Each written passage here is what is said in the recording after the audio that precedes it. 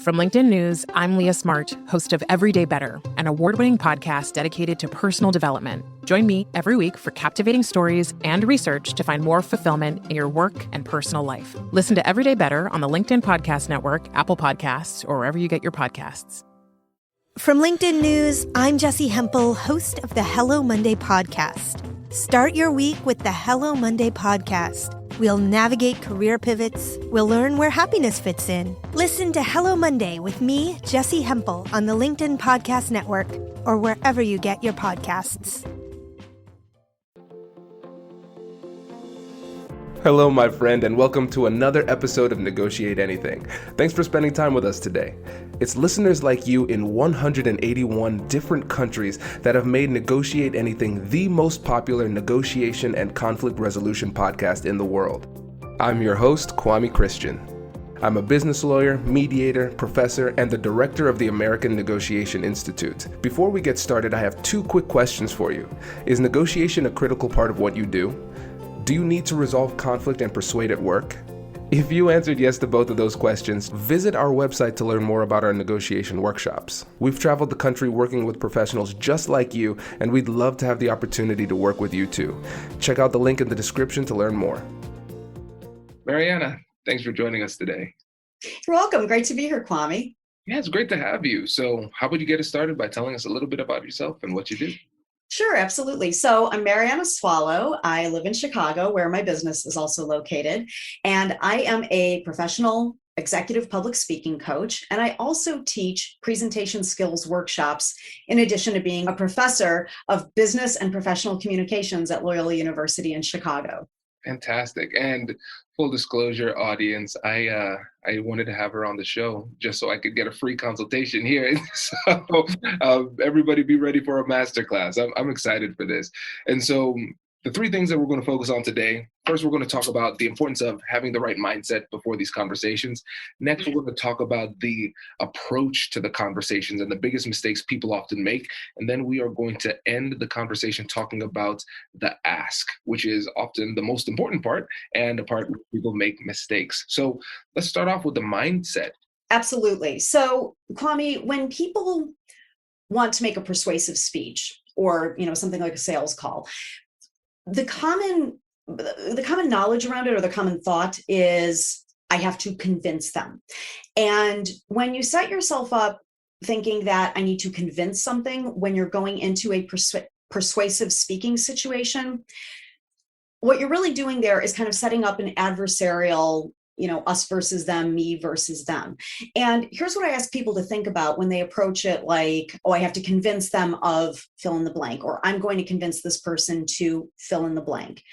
If you step back and just think about yourself in an everyday context, think about how difficult it is for you yourself to change your mind about something. How easy is it, Kwame? It's not easy. Right. Even when we want to, right? Like the New Year's resolutions, I'm going to go to the gym every day. And then, of course, we don't. It's difficult to make a shift. So when you think about how difficult it is to change your own mind about something, then I want you to take that and kind of apply it to a communication situation. How easy do you think it's going to be to convince your audience of something? Yeah, it's going to be harder, especially when they're seeing it more as a combative type of situation. Right. And I run into this with some of my students and some of my clients where they will come to me for help prepping a speech, and they'll say, okay, I want to convince my audience to blank. And I say, hang on, let's nuance that. Remember, we talked about this. You can't convince someone. So let's find another way to say that. And then the next thing, no matter who it is, they always say, okay, how can I get them to? And then they fill in the blank. So here is the mindset. Here's what we need to do when we think about being in a persuasive situation. First of all, I find it really helpful to kind of drop the expectation of convince them to, because again, it's difficult to convince our own selves to do things differently.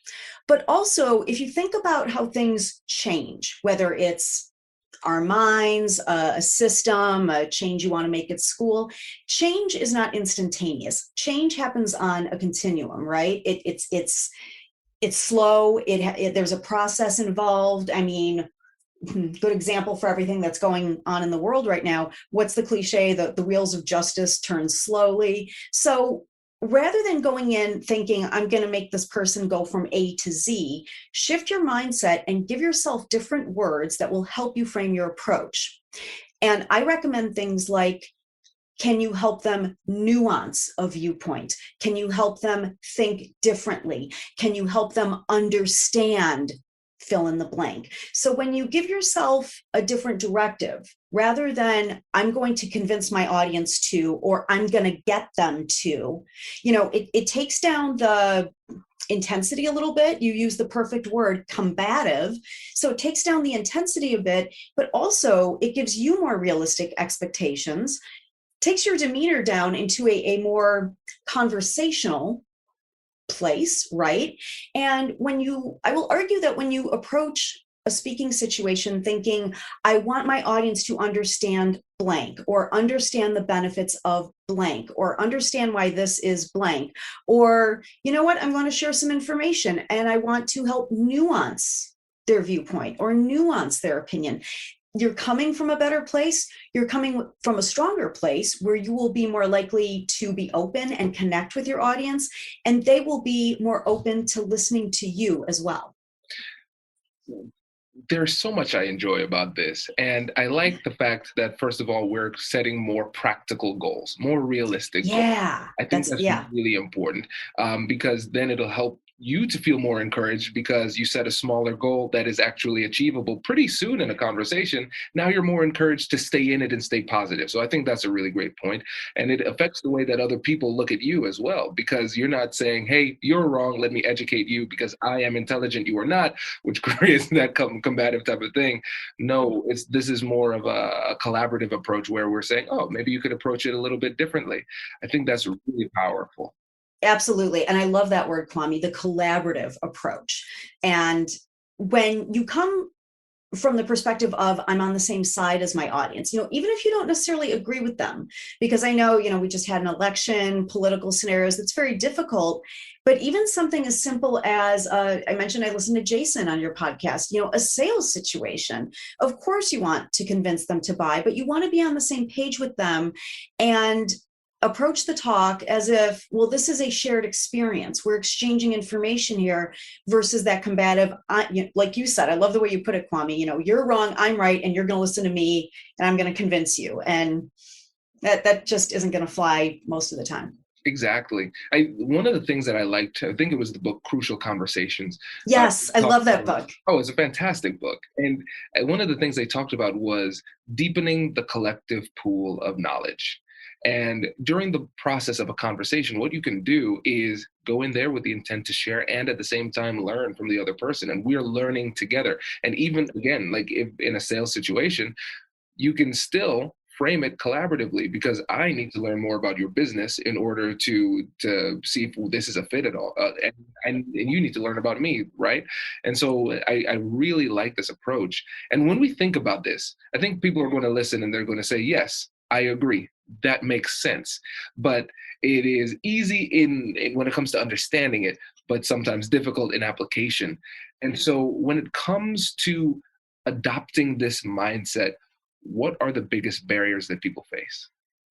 So, well, like I said, that it is kind of the common, what I call the party line of what a persuasive speech is. I have to convince them. So having that preconceived notion is one of the barriers. But another one, and if you don't mind, I'd like to talk about the second point I wanted to make, is that even if we shift the mindset, like, okay, I'm going to nuance or I'm going to share information, the next pitfall that happens is, even when speakers take the time and prepare, they come out, if they haven't planned their approach, what happens is they will come out on one of two ends of another spectrum. And here's what I've seen. They will either, even though they've said, okay, fine, Marianna, I won't go, I'm going to convince them, I'll take a different mindset, they still come out too stubborn, is what I call it. Like, even though they say, okay, fine, Marianna, I'm not going to pretend I'm convincing anyone, or I'm going to approach it the way you said, they will still plan the speech or the presentation to be fact-based. This is right. This other thing is awful. I'm going to show you why it's awful. So they kind of keep that combative mindset, even though they might say, oh yes, I'm approaching this like an exchange of information, or I want to nuance their opinion or inform them of the issues going on in our city or our district. They still then plan it with that kind of us versus them language. What's happening in my district is bad. Your politician is wrong. Mine's right. Now, here's all the reasons you need to vote for him. So they keep that combative mindset. And again, like we just said, after talking about, the mindset you have, an approach like that is not going to work, even if you've convinced yourself that you have changed your approach, because you're still keeping that kind of combative, I'm right, you're wrong. So that's what I call the too harsh. The opposite end of the spectrum that clients come to me with is they have a goal, whether it's to increase attendance to a triennial gathering that also serves as a fundraiser, or to approach a conference of social workers and find 10 social workers who will donate their time to your not-for-profit. These are actual cases I've worked with. And when, one end of the spectrum, we have too harsh. On the other end, when we have people being too soft or too kind, I guess is what I want to say. What I see in this too soft approach is that the speaker will plan to say all the benefits and all the good stuff and why they're not for profit or why their organization is so great. And then that's where they leave it. They think, if I work with this audience, I'm at a conference of social workers, of course they'll want to donate time. Then the speaker goes to talk to the social workers, and he thinks that by saying how great his organization is, that 10 social workers will sign up at the end of the talk to volunteer, when he didn't even say anything about volunteering. I've also seen this with a not-for-profit I worked with that was trying to increase their attendance at the triennial gathering and build up support for the fundraiser. And they even kind of joked with me that their template was, we get in front of people, we say, hi, everyone, we think you're great. Our organization is great. Let me remind you, you're great. Bye. and it's the same expectation, like the person who spoke to the social workers, they're just saying how great everything is. And they hope that the audience will then magically fall in love with their organization and sign up or give money or whatever. So what do you think are the problems with each of those scenarios I presented? Well, with the first one, it's a turnoff from the beginning. You're preaching to the choir. The people who like it will like it more. The people who don't like it will will be just averse to whatever it is that you're saying very, very quickly. Absolutely. Then on the other side, people are going to say, "Hey, that felt good, great," and that's it. Right. It's, oh, you have a nice organization and you guys do good work and you like me. Thanks. I'm going to go get my free coffee or punch or whatever they have at the conference. Yeah. So this is, again, with these two ends of the spectrum, what people are missing is the ask, but also stipulating, why are you there and what do you want? Mm. So when you're in a situation like that, let's use these examples. Speaking to a not-for-profit, increasing support for the triennial gathering, increasing support for fundraising, and asking for money to add to the funds. You need to be really clear on why are you there? And I know in that example, that sounds very obvious, but in my other example, the gentleman who, by the way, huge published author now, has had his own show on MSNBC. Yes, I was his coach. He actually wasn't clear on what he wanted, even though he prepared his speech knowing that he wanted to get some social workers to volunteer with his organization. Because he structured that speech around, look at how great my not-for-profit is, here's the work we've done, here's the results, he forgot that the real reason he was there was, yes, to raise visibility for his organization, but also he needed to have the ask in there. And because he lost sight of, we need volunteers, it actually weakened his speech. Now, I'm happy to say that before he got to this conference, I did get to coach him, and he did get that ask in there, and it made the speech so much stronger because it was clearer and it was more focused. Because, Kwame, what do you think is the issue if, let's say I came to talk to you about my business and I just give you this grocery list of why MariannaSwallow.com is such a great business? What would you think? Hi, I'm Katherine Kanapke, and I'm the Chief Operating Officer here at the American Negotiation Institute. Did you know our company offers completely customizable negotiation workshops? The negotiation and conflict resolution skills that your team will learn from these workshops are beneficial across all professions, but they're especially useful in procurement, purchasing, sales, sourcing, and contract management. Our calendar is filling up quickly, and we even have some workshops scheduled for next year. If you think you might want one, I'd suggest reaching out soon so you don't miss out. Check out the link in the description to learn more.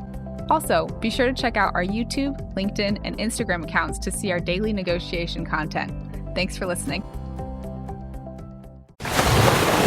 Brace the rudders! Raise the sails! Raise the sails! Captain, an unidentified ship is approaching. Over. Roger. Wait, is that an enterprise sales solution? Reach sales professionals, not professional sailors. With LinkedIn ads, you can target the right people by industry, job title, and more. We'll even give you a $100 credit on your next campaign. Get started today at linkedin.com/marketer. Terms and conditions apply. I would think that sounds great, but I wouldn't know what to do next. Exactly. And audiences, you made the perfect point. Audiences need to know what to do next. And I noticed this not just with my clients, but in all the work I do. Something happens to us as we get older and we go through school and we get our jobs. We think that we're not supposed to be too obvious, that, I'm speaking to a room full of adults. Of course, they're going to know I want them to volunteer. Of course, they're going to know they need to open their checkbooks, but they don't. Audiences really need you to tell them what they're supposed to do or what you want them to do or what options are available to them. And something people, aside from advertisers and marketers, forget, we need to hear something 3 times before we actually buy into it or buy. And also, adults have a very short attention span, even more so these days because of, guess what? The internet, Twitter, phones, yada, yada. So if you think you're being too obvious, don't worry about it. I'd rather someone takes that chance and I say to myself, I got that, versus, that was a nice speech. What am I here for? Or, okay, I guess I'm going to go get my coffee now.